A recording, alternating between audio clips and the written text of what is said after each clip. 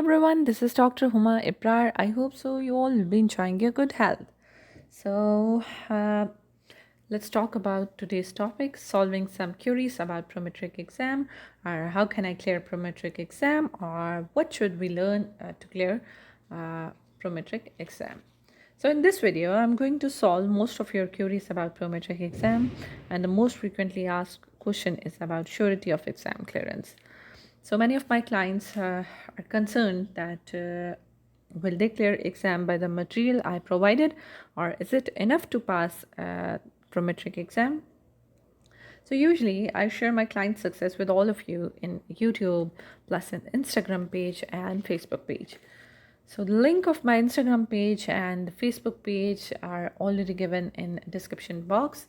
Must visit my page, Instagram and Facebook page, and see the success of clients. That is ultimately my success, alhamdulillah.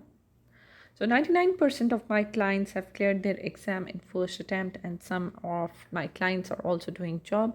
Alhamdulillah, this one client is doing job in Taif by passing Saudi license exam. Okay, let's move towards the next. So my question comes about material. I will share 3 important points with all of you. So stay connected till end, and don't forget to click the bell icon, and don't forget to click the subscribe button. Okay, let's move towards the first and the most important point I always talked about is concepts. I always advise my all clients to make sure to clear their concepts, because this is the only point to clear any Prometric exam, and the basic pillar to clear any Prometric exam, because these exams are mostly clinical based exams, and 80 to 85% MCQs are related to scenarios. So if your concepts are clear, you can crack any exam related to Prometric, related to physiotherapy license, international license exam.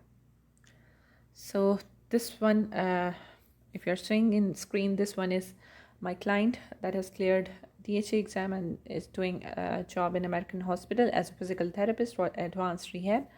And the other one client has cleared qchp moph exam, that is for Qatar, alhamdulillah. So let's move towards the next point, second point.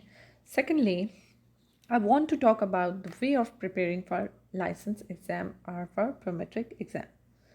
So many of you are unaware how to prepare for Prometric exam. For that purpose, from how to start, from where to start, and this and that already have talked about it. So for this purpose, I have already made my personal pocket book that is paid.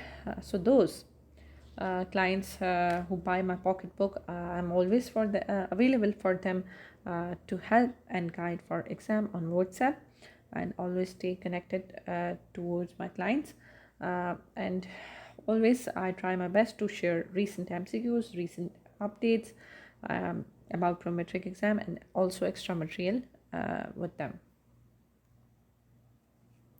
So let's move towards the third point, that is about exam scheduling, or time scheduling, or date scheduling, etc.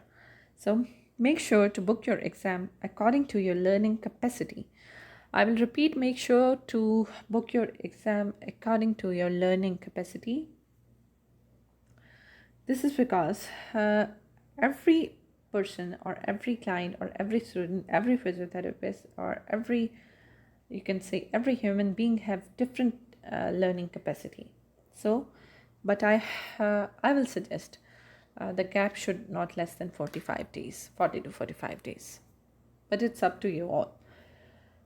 Okay, so these are all the points, and I hope so you all have understand these points, and I'm ending this video for you all with best wishes for you all. And in next video I'll share a good news related to license appointment booking, and plus I will also make a video on New Zealand how to work as a physiotherapist in New Zealand, or how to practice as a physiotherapist in New Zealand. That's very easy.